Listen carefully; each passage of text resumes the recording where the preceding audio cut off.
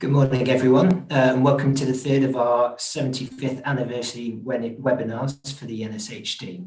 I'm Dylan Williams, a Senior Research Fellow at the LHA. I wanted to start by saying happy birthday to all our participants for reaching such an amazing personal milestone this month, and equally for the incredible commitment to our study over the past 75 years. Today we have exciting talks by two other scientists at the LHA, Dr. Pravitha Patali and Dr. Jane Maddock, illustrating how we can use information from the NSHD alongside findings from subsequent national birth cohorts, and most recently how we've applied these cross-cohort approaches to study the rates, causes and consequences of COVID-19. At the end of the session, we have another special birthday message recorded by a VIP at University College London, so please be sure to stay tuned for that. After each of our two presentations today, we'll have a Q&A session with the speakers. For this, we've created an online form where you can enter your questions throughout the session to submit this. So if you enter these online, these will be passed to me by my colleagues and I'll read them out to the speakers. Here's a short video explaining how to submit the questions to us.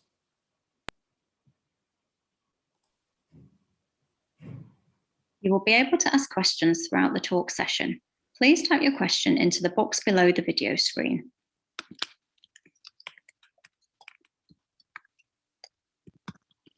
And press submit. You will see a message pop up that says your response has been recorded. Your question will have been sent to a member of the NSHD team who will pass it on to the chair to read out. If you would like to submit another question, then please click here and you will return to the main screen. All questions are anonymous. Please note that due to time constraints, we might not be able to answer all your questions. However, we will be creating a document of the most frequently asked ones, and this will be available on our website.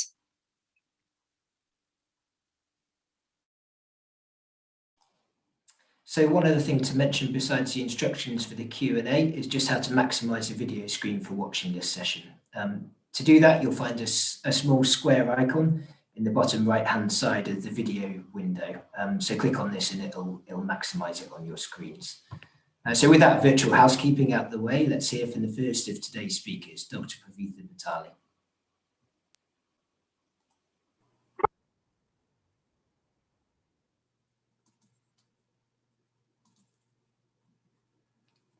Hi, everybody.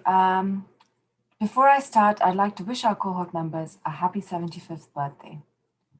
Alongside being an incredible cohort for studying the life course, the NSHD was a trailblazer for other similar national birth cohort studies. Today, I'm going to share some of the important research that has been possible from having multiple birth cohort studies.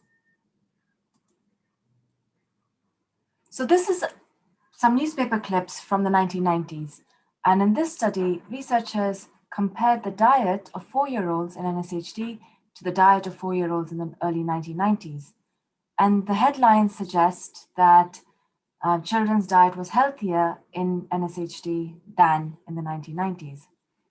And this type of research is really useful because it gives us a snapshot of how things have changed across generations at a particular age. However, with longitudinal data like our cohort studies, we are often interested in how things have changed with age across the life course. And having multiple cohort studies allows us to examine how these longitudinal trajectories have changed between cohorts over time. So as we can see here, we have NSHD that started in 1946. And then there were 3 other national birth cohort studies in Britain. The NCDS that started in 1958, the British cohort study or BCS that started in 1970, and then after a 30-year gap, the Millennium cohort study that started in the year 2000. And as we already are well aware with NSHD, we can look at longitudinal development of health and well-being across the life course when we have these valuable data from children from when they're born. However, what having multiple cohorts allows us to do is it allows us to compare, for example, childhood and adolescent development across different generations. And in combination, we can also then think about the life course trajectories of health or well-being outcomes that we're interested in between different generations. And I'd like to share a couple examples where researchers have used these cohort studies to examine important health and well-being outcomes across the life course, across generations. This is an example led by Will Johnson and colleagues, where they looked at the probability of overweight obesity at different ages across the life course. And here we have NSHD in the light yellow, and the 1958 cohort in orange, and the 1970 cohort in red.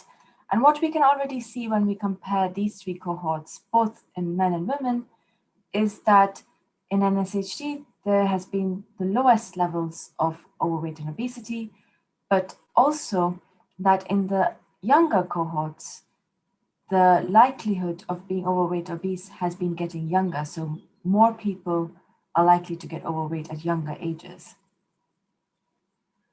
We also see after this 30-year gap, when we look at the Millennium Cohort study here, I mean, obviously their line is much shorter because they're much younger, but a really dramatic change where a much higher proportion of younger children are likely to be overweight or obese compared to in these three older cohorts.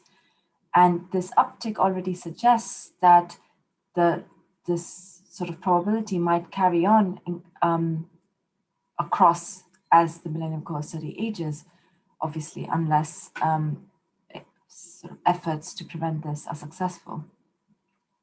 And these findings have been really influential in sort of informing the public health debate and concern around rising overweight rates, because as we know, being overweight in early life has lifelong implications for health and well-being, including, for example, cardiovascular health.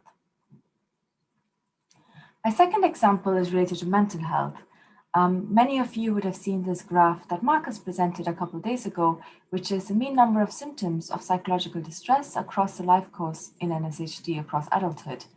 And what we see here is this inverse U shape, where distress seems to be highest in midlife around ages 50 to 55. In this particular work led by David Gondek and colleagues that was just published last month, we see that when we include the younger cohorts, so the 1958 and the 1970 cohorts, that the 1970 cohort seemed to have higher symptoms at all ages in adulthood examined to date, but also that this sort of peak might be shifting earlier in the 58 and 70 cohorts. And as we follow all three cohorts in future years, we will be able to see how these trajectories develop in relation to the NSHD trajectory of mental health. I'd like to discuss or highlight some considerations when we do these type of cross-cohort research, because one of the things to bear in mind is that sometimes outcomes are measured differently over time, both within the same cohort and between cohorts. Weight is a really nice example of something that hasn't changed dramatically how we measure across the last few decades. The metric on which we measure weight is very similar still. Yes, we might have better scales and more accurate scales and measures, but the metric itself has not changed. However, in contrast with something like mental health, the measures we've used or the measurement best practices have really changed over the last few decades. So even within NSHD, the measures that that cohort members completed in early life and then in the 30s and then the 40s and then in recent decades have all been different measures. And this highlights a real sort of tension that we have as researchers working with these cohorts, which is around keeping up to date with measurement best practices versus the desire to keep measurements the same across the life course and between cohorts to aid comparability. This has led to efforts to harmonize existing measures in the cohorts. And by harmonize, I mean trying to find similar enough elements of measures that allow us to make robust comparisons both across time and between cohorts. And this has increasingly led to us aiming to use the same measures across cohorts where it is feasible and appropriate to do so. And the most recent example of this is the COVID-19 surveys, which all of you would have received and completed.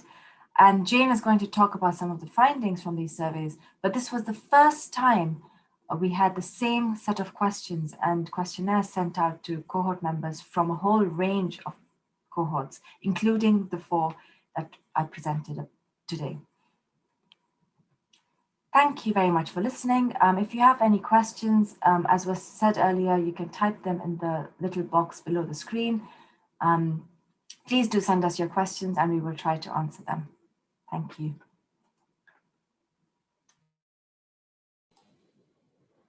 Thanks very much for that whirlwind introduction to cross-cohort research, Pravitha. So we've had a few questions come in already. The first is a more general one that we had early on. So it says, have you found a correlation between levels of stress and less effective immune system and poor health in general? Thank you for that question.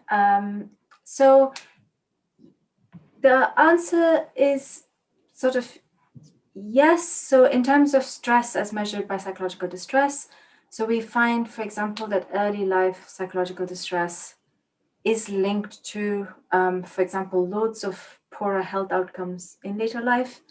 So for example, we have found that early life mental health difficulties are associated with sort of biomarkers of disease, such as higher blood pressure and sort of immune markers in the blood. We've also, there's sort of quite strong evidence that mental health difficulties in early life are linked to premature mortality, so also linked to sort of mortality and poor health outcomes through the life course.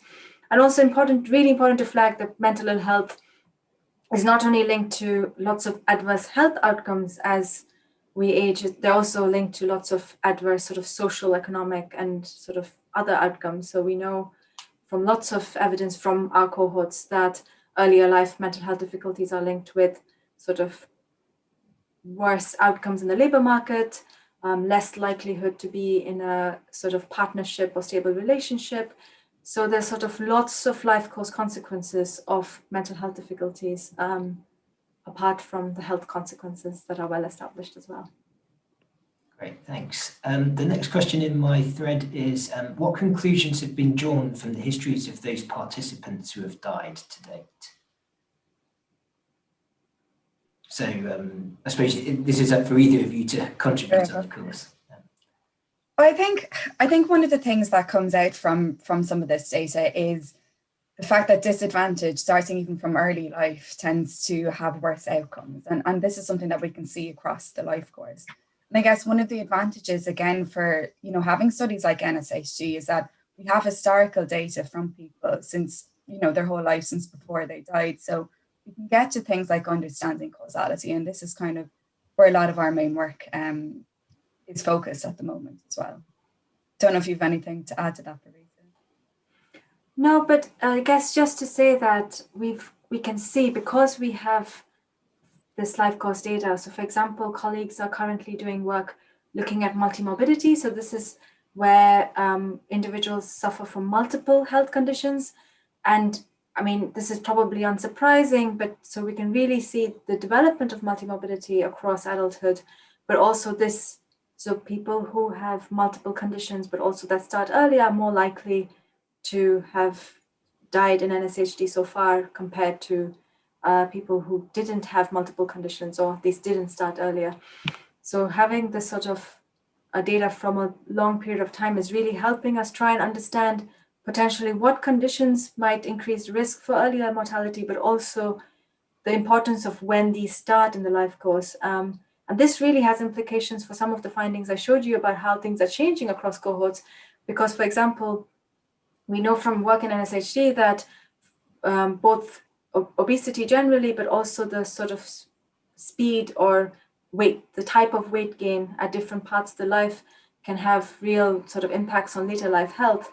So with the younger cohorts now, this sort of much earlier onset of being overweight and much higher rates of being overweight is potentially going to have implications for their health across the life course. And having these cohorts to study this in is really important, because we can infer from older cohorts potentially the sort of negative consequences of what we're now observing in current cohorts.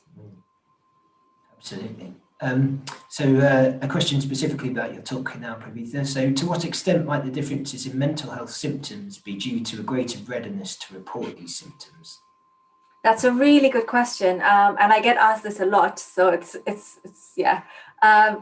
So I think one of the things to sort of, from a measurement perspective, we try really hard to check whether the way in which people respond to these measures has changed. So this is called measurement invariance. So the idea is to see whether based on the response patterns of people to measures, whether there's suggestions that respondents have changed the way they respond over time. And examining this across our cohorts suggests that this isn't the case. And I think it really also matters how these questions were asked. And the other sort of evidence to think about when we think about, is this just reporting differences, is that, as I said earlier life mental health is associated with a whole host of later life outcomes. And actually, when we look across cohorts at how earlier life mental health, for example, predicts health, social, and economic outcomes in later life, that association hasn't weakened. So if it was just people happier to report more and that doesn't have any adverse impact, then this sort of hypothesis that is just more reporting, I think, would have been more valid. But because we find that the sort of consequences of these greater difficulties are still visible, and there's some suggestion that the consequences are even getting worse, that actually I think that's another sort of source of evidence to suggest that this is sort of not just reporting. And the last piece of evidence is just healthcare seeking help. So there's many more people in younger generations who receive whether psychological or medical treatments for psychological distress. So an example of something that is probably, you could argue, more sort of concrete type of outcome, for example, is self-harm. So self-harming behavior in more recent generations, much higher, many times higher than in prior cohorts, sort of highlighting that is, people are not just reporting more distress, they're also sort of having sort of severe negative behavioral outcomes such as self-harm and also attempted suicide that is changing over time. So one of the viewers has asked if you could explain the vertical axis on the overweight and obesity chart with these percentages. There were probabilities, yes, so they can be interpreted as percentages. Quick answer there. Okay, so next question. What is the best single source of comparisons across the 4 cohorts, e.g. a book?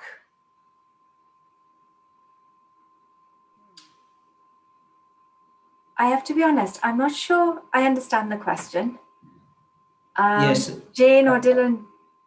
So I suppose if the questioner would be interested in knowing about findings from multiple studies, there's a book like The Life Project that really nicely summarizes different findings from several of these cohorts together.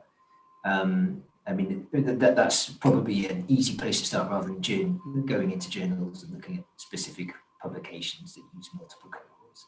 Yes, so The Life Project is a great book, and it was published a few years ago, so it probably doesn't have so much of the cross-cohort findings in it. It's important to flag that lots of the cross-cohort work is really, the rate at which we're doing cross-cohort work has really accelerated over the last few years. So as you can see from the example, the mental health example, that was just published last month.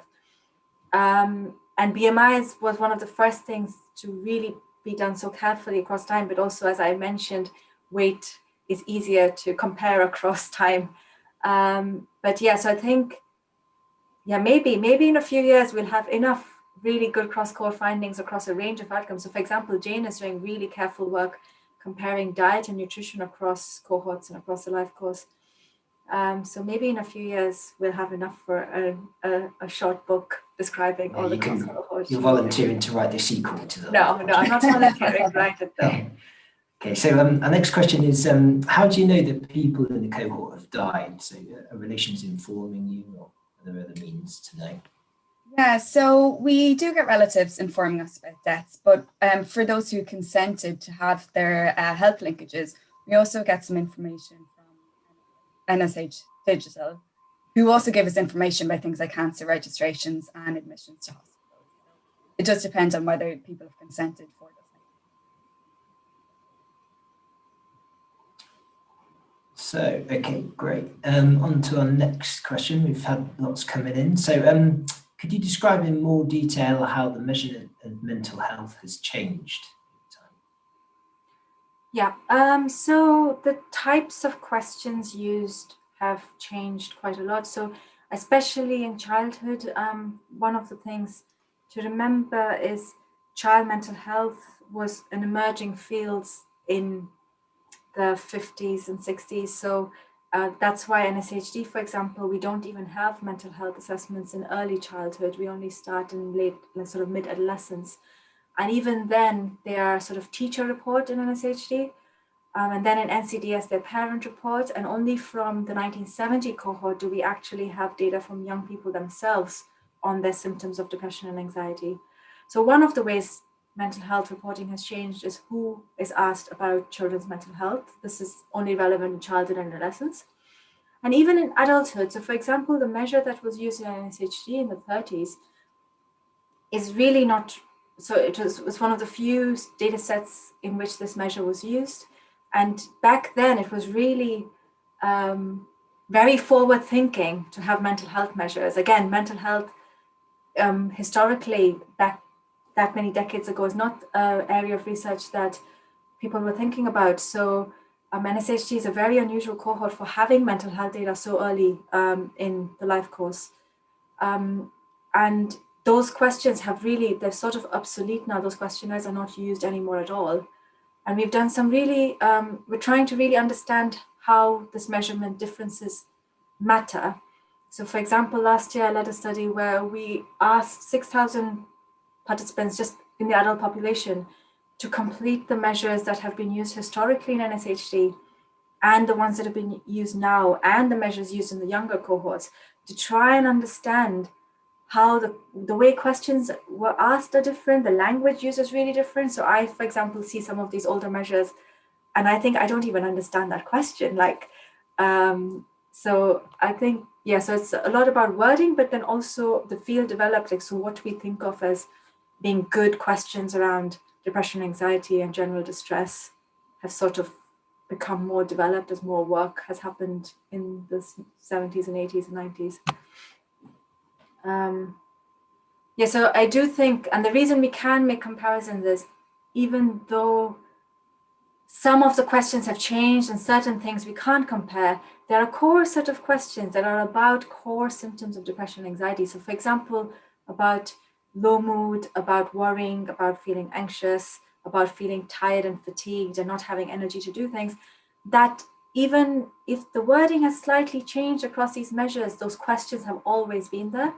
So that cross-cohort work we presented just use that common set. So that's what we mean by harmonization. So we essentially did very careful work with some, not just us researchers, but also with mental health clinicians to try and identify questions that were tapping into similar symptoms of depression and anxiety to form a common set that we then thought was robust enough to compare over time.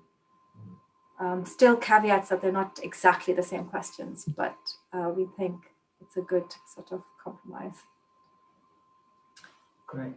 So the next question up here is how much of the mental health issues for younger cohorts is social media inspired or driven?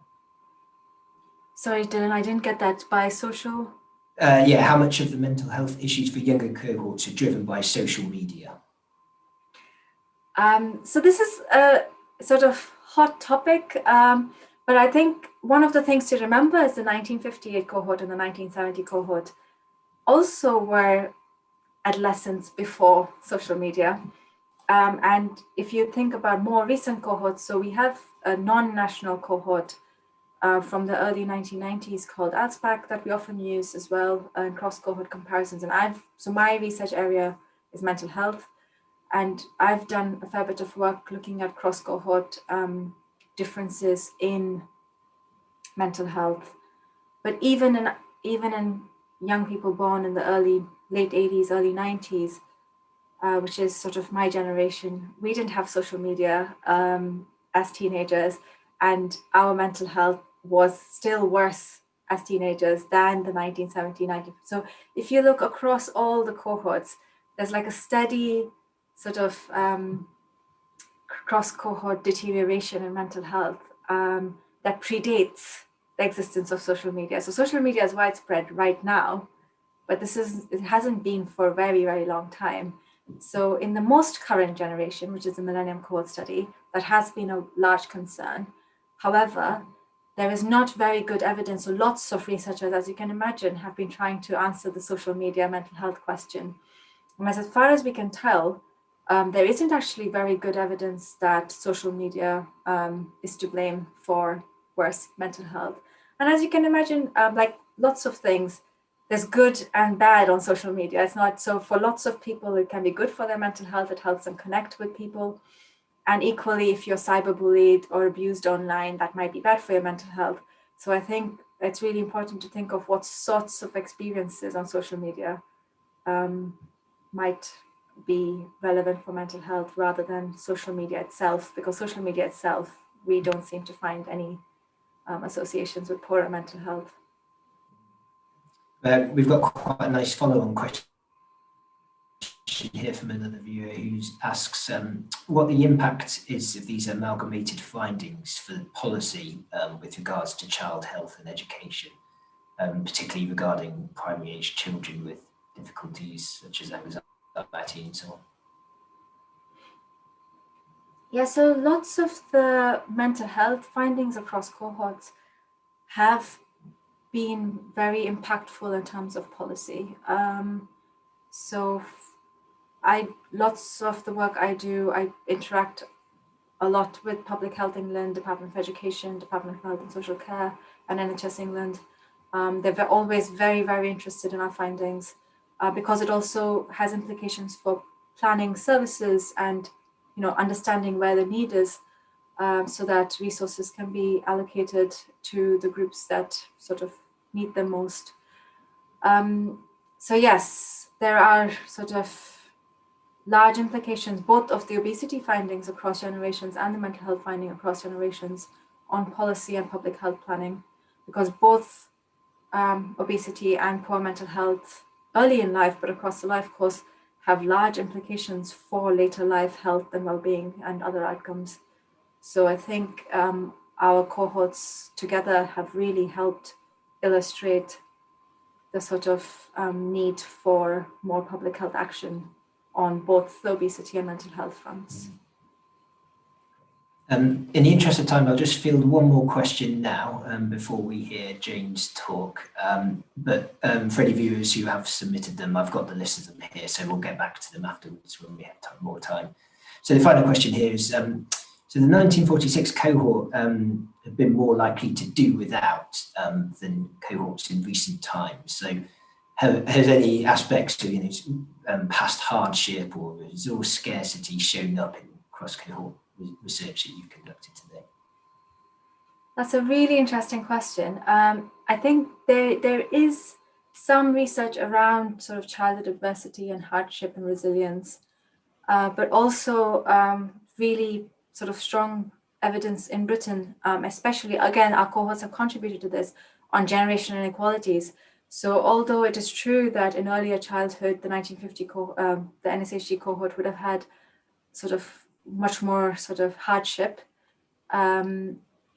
it is also true that in terms of, for example, housing outcomes, labor market outcomes, again, almost after NSHD and the 1958 cohorts, pretty much every cohort after that has had worse sort of outcomes in terms of thinking about generation, like at what age people are able to afford to buy a house, at what age people feel financially secure enough to have children. So I think it's not as straightforward as the NSHD had more hardship across the life course, probably as in childhood, but actually as adults, there's quite a lot to suggest that sort of those generations, the baby boomer generations, had sort of more access to economic security and housing security than recent generations have had.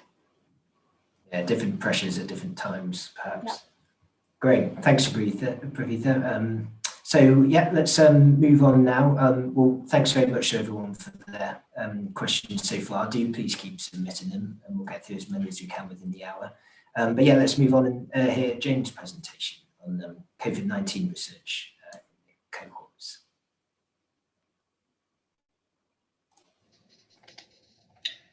Hello everyone, it's such a pleasure to be able to speak with you today.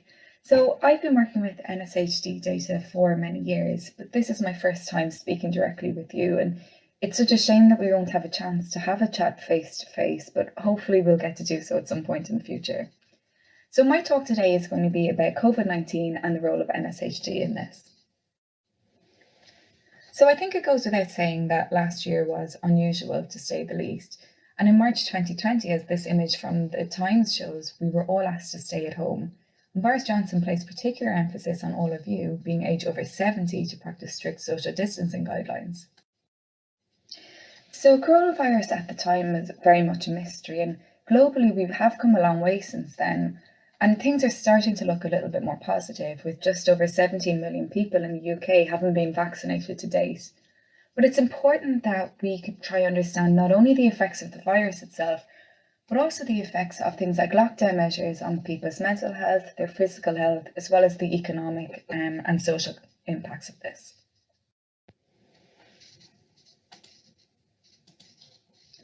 So you might have been aware that there were a number of studies set up in the UK to try and investigate some of these questions.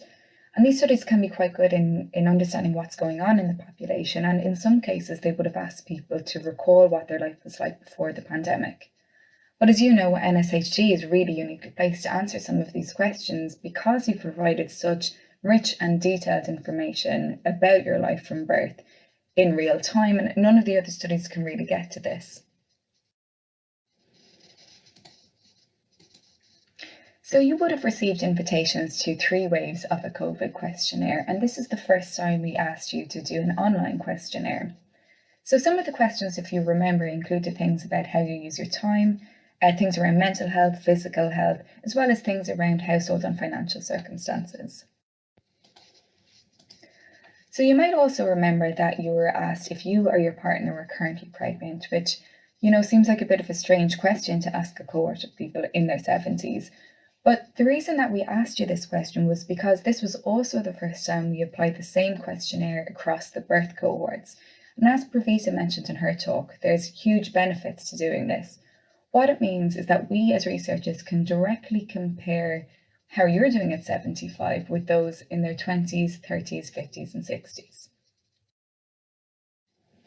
So this slide shows the studies that were sent the same questionnaire. And you, as you know, were sent the questionnaire in wave 1 when you were age 74, the next cohort at age 62, age 50, age 30, and the youngest group were age 19 when they were sent the first questionnaire. So in the next few slides, I'm going to share some initial results that you provided, and then compare it to some of the results from the other studies. So 10% of you who responded to the first wave of the questionnaire said that you had 3 or more of the key COVID symptoms. Now that's not to say 10% of you actually had COVID.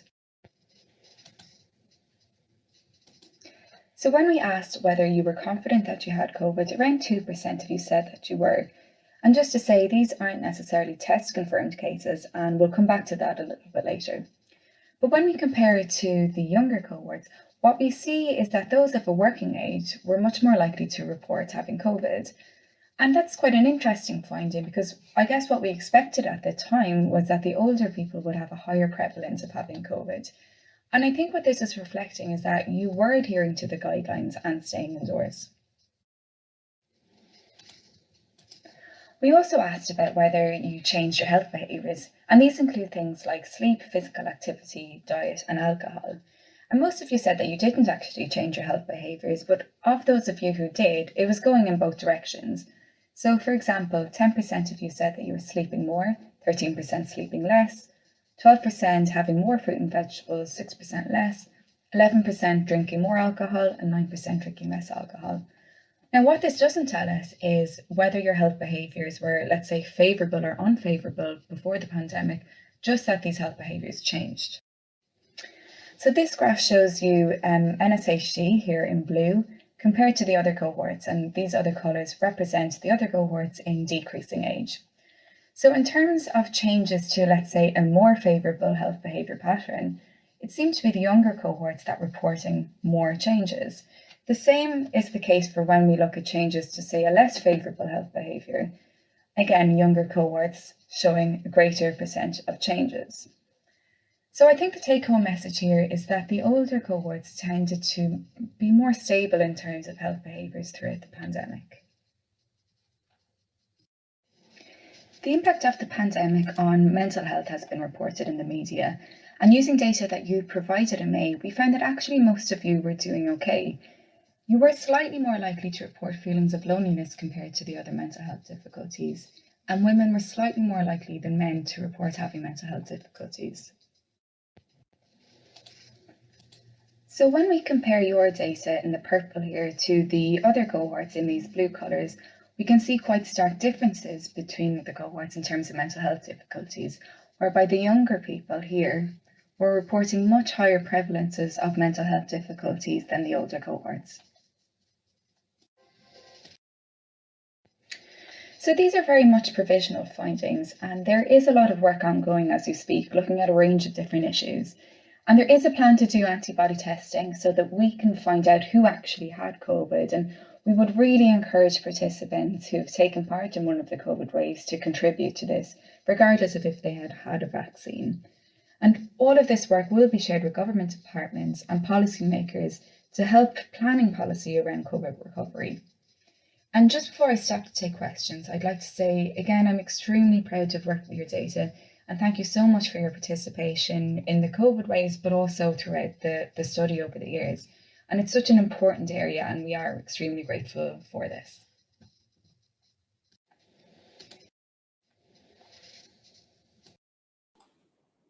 Thanks, Jane, for another brilliant overview. And just to echo that, it's a real privilege to be able to contribute at the moment with the data that have been submitted by participants to the COVID-19 pandemic. So we've got a couple of general questions from earlier that we can cover while we're waiting for more of the COVID-related questions to come in. So one from an amateur geneticist says that he or she saw a brief reference to telomeres earlier this week. Is there a reservoir of DNA that we have on participants from blood samples being used in current research? Yes, so we do have a reservoir of DNA, as you'll remember when you consented to give your blood test. So one of the things that I have done, and one of my PhD students, Anita George, is we've been looking at something called epigenetic age. So this is a marker of biological age. So what it does is it kind of gives us an indication of how well you're aging compared to chronological age. And so what we've seen with some of this data, because it's relatively new, we don't really know that much about these biomarkers at the moment. But what we've seen from some of our research is that some of these new epigenetic markers that we get from your DNA in your blood can give you a good indication of physical and cognitive functioning in later life. And my PhD student as well has just recently seen that things like a lifetime socioeconomic position can also play a role in this DNA biological age. So really interesting and novel findings at the moment. And I think you, Dylan, as well, do use some of that DNA data as well. Absolutely, yeah. So it's my main research focus really. I think in the last 15 years, there's been this real revolution in the use of genetic data in quite elegant ways to help us infer the effects of different exposures and traits on diseases that we might be studying. And that also extends to pharmacology, looking for both drugs that we might be able to use in novel ways to prevent or treat different diseases, and also to look for side effects on drugs that we might not have anticipated. So there's this real plethora of uses of genetic data, and we make use of this study both individually and also as part of a big consortia of these international ranges of studies where we kind of join the data together to be able to make different genetic discoveries. Great. So we've got our first COVID-related question come in. So one of the participants would like to know how we get an antibody test. How they get an antibody test? Yeah. Well, the antibody test will be sent out. We don't have a date confirmed as of yet, but they will be sent out. And what these antibodies do is they're made in response to in the immune system in response to infection. So what they can do is give us a really good indication of who had COVID in the studies. So in hopefully by the end of March, perhaps we'll get some of these tests out to people, and we would really encourage people to take part in that. Again, whether or not they had a vaccine, and what it involves is, if you remember that image I showed, it's a tube of blood, a small vial of blood that will be taken. Another question here on COVID research. So has there been any comparison between Scotland and England findings so far? Oh, that's a good question. Not at the moment, but there is plans to look across countries, and some of this COVID work that NSHD is participating is we will be comparing it to a lot of other cohorts in the UK, which will involve more people in Scotland as well. I don't know, Peter, if you have anything else to add to that one.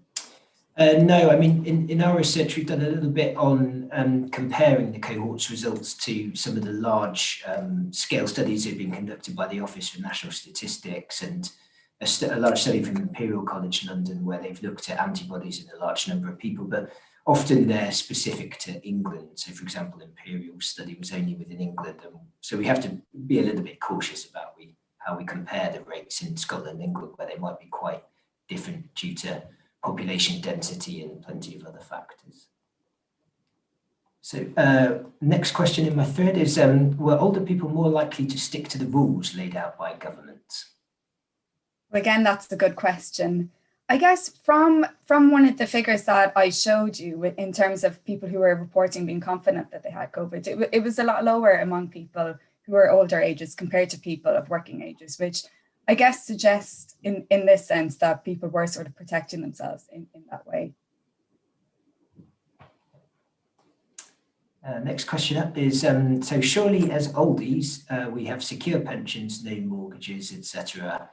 So isn't it obvious that younger folk are going to suffer more anxiety during the pandemic? Yeah, so that is one of the worries, that the younger generations who are just more insecure in the labor market as well, much more gig economy jobs these days, very insecure employment, and no housing. And so, yeah, the worry is that the pandemic will longer term more adversely affect more younger generations compared to older generations. And we can start to see this already in data coming out about who loses jobs, who is losing income. Yes, that is a very big worry. And as we follow all our cohorts, I think we'll probably be able to provide a lot of evidence about how people are impacted by the pandemic, but also how that is in relation to their life to date. So, for example, we're doing some work looking at how prior mental health and prior health behaviors and prior socioeconomic conditions sort of predict the impact of pandemic on various outcomes, not just COVID infection itself, but also all the different ways COVID has impacted us, right? So healthcare disruption. So for example, healthcare access for non-COVID reasons being disrupted, or economic disruptions, as we discussed, who's losing jobs, who is more likely to lose income, but then also housing disruption and things like this. So yes, definitely, that is a large concern. And I suspect as we carry on with these data sets and many other data sources, the next few years will probably highlight that the pandemic has had an adverse impact on younger generations. We have one other question along the lines of what we've had in the England versus Scotland comparison. So have you done comparisons with other countries as well as comparisons between the cohorts yet? Related to COVID, not yet, but I've done some work, actually it's going to be published in a couple of weeks, for example, cross-cohort work with cohorts in other countries that are similar our cohort. Obviously, there is no other cohort from a similar generation as NSHD, but there are cohorts in other countries from similar generations to, for example, the 1970 cohort. There's one cohort in New Zealand, but the millennium cohort, there's a lot of cohorts. So around the millennium, lots of countries started birth cohorts. So again, just to stress that the sort of legacy of NSHD is not just cohorts in Britain, it's cohorts worldwide. And yeah, so there is some sort of cross-country, cross-cohort work happening. And it really helps us think about questions like, how do sort of policies or the social norms in certain countries affect development? So for example, just to take a very simple example of gender differences in mental health, we've just done some work looking across countries, but especially if you compare development in Britain and Australia, just to take two, you could argue quite similar countries, mainly English speaking, rich developed countries. And we see that the gender gap in adolescent mental health is much greater in Britain than in Australia. It really makes you think, like, what are the conditions in Australia versus Britain that create sort of worse mental health outcomes for women here compared to in Australia. So just to give an example of the types of things that are possible. Absolutely. Next question is one we had a little bit earlier on. So it says, will you be joining the survey data from the NSHD with data from the Zoe app, so also known as a COVID-19 symptoms tracker app? Yes, so for those of you who consented for taking part in the Zoe app and linking your NSHD data to the Zoe app, this will be done, but it'll be completely anonymized. So the anonymized Zoe app data will be linked with the anonymized NSHD data for people to use. And also really important to flag that the Zoe app data will come to us and be linked to NSHD, but none of the NSHD data will go to the Zoe app. So it's definitely us linking in Zoe app data for those of you consented. And yes, thank you for agreeing to sort of your data to be linked to the Zoe app. So from the same participant, we have a second question that I'll cover quickly, which is, will you be talking to our children at some time? That would be a really, really interesting thing. I'd love to be able to do that. As far as I know, we don't have any current plans to do that, but I mean, it's definitely something we're considering, I think. Absolutely. So next question up, do you have any evidence about severe illness and death rates in the different cohorts? And also, are there any gender sex differences in these?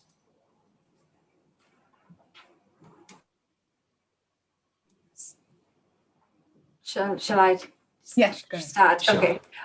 So we do have, we're hoping that with linkage to NHS Digital and other sources, we'll get better information about sort of severe illness, hospitalizations, and death rates due to COVID.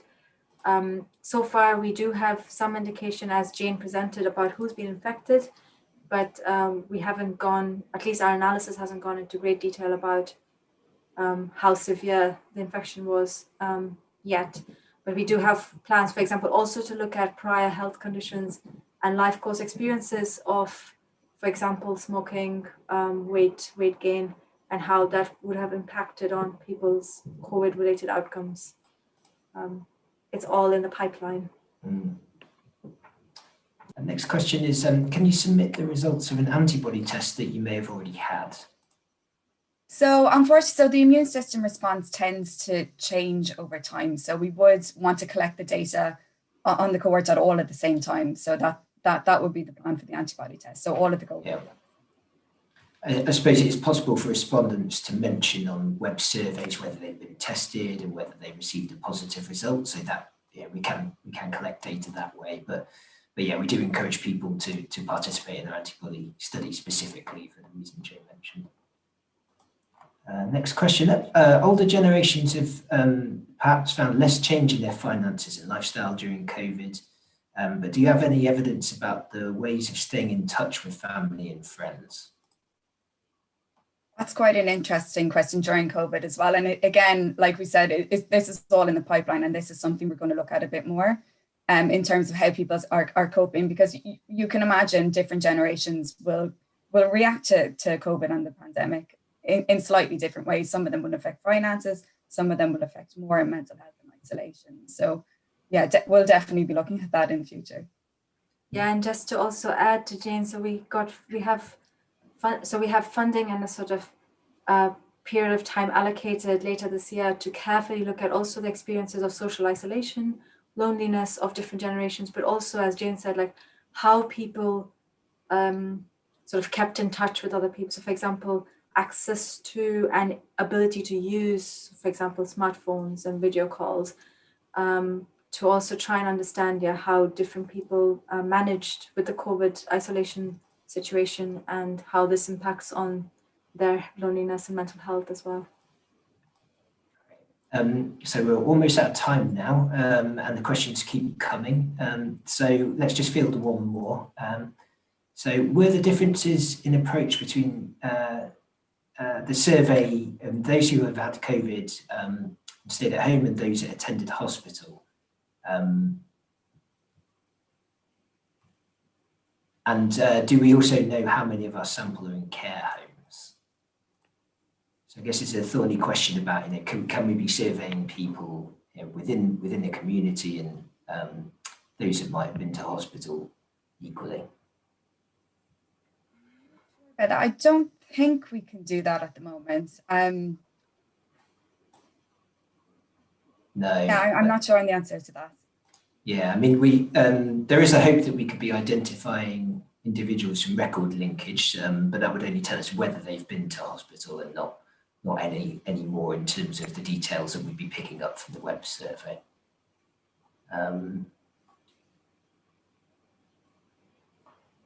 Right, so yeah, thanks so much to everyone for their questions, and thanks so much again to Pravitha and Jane for brilliant talks and fielding so many of those questions. Apologies to anyone who submitted questions and we haven't had time to get through these. It should be no surprise that such engaged study members have sent so many to us. But with that, I'd like to just thank you again for joining and say happy birthday a second time. As a reminder, please join us again at 10 a.m. on Tuesday next week for a trip down memory lane. So we'll be having one of our former directors talk us through the history of the study. We're now going to play the birthday message for today, and we hope you will enjoy it.